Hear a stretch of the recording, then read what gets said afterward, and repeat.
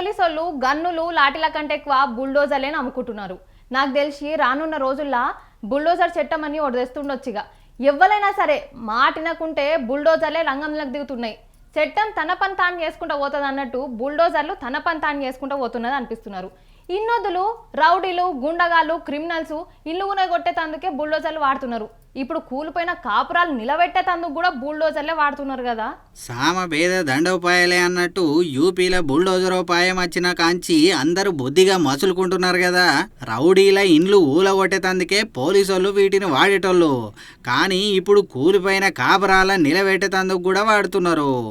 ఉత్తరప్రదేశ్ హరినగర్లో ఉండే నూతన్ మాలిక్ అనేటామెను రాబిన్ సింగ్ అనే బ్యాంకు మేనేజర్కి ఇచ్చి పెళ్లి చేసిర్రట. పెళ్ళైన కాడ నుంచి కట్నం ఇంకా కావాలని కాల్చుక తింటుంటే పోలీస్ స్టేషన్లో కేసు పెట్టింది. ఇంకేమున్నది, అత్తమామలు కోడల్ని పుట్టింటికి పంపిండ్రు. ఇక ఆమె కోర్టును ఆశ్రయించింది. కోర్టు నీ భర్త ఇంట్లో ఉండేటందుకు నీకు అధికారం ఉన్నది అని నిన్ను లోపలికి రానియకుంటే వాళ్ళ సంగతి మేం చెప్తామని ఆర్డర్ ఇచ్చింది. పోలీసులకు ఆమెను అత్తగారింటి కాడ దింపిరాని కూడా చెప్పింది. ఇక పోలీసులు ఈ నూతన్ మాలిక్ను తీసుకొని ఆమె అత్తగారింటికి పోతే వాళ్ళు అసలే తలుపు తీయట్లేదంట. ఏం చేసినా సరే దాన్ని లోపలికి రానిచ్చేదే లేదని తలుపుకు గొల్లెం కూడా పెట్టుకున్నారట. బిడ్డ మీరు ఇట్లా చేస్తారా, ఉండుర్రి మీ సంగతి చెప్తామని పోలీసోళ్ళు బుల్డోజర్ను దింపిండ్రు.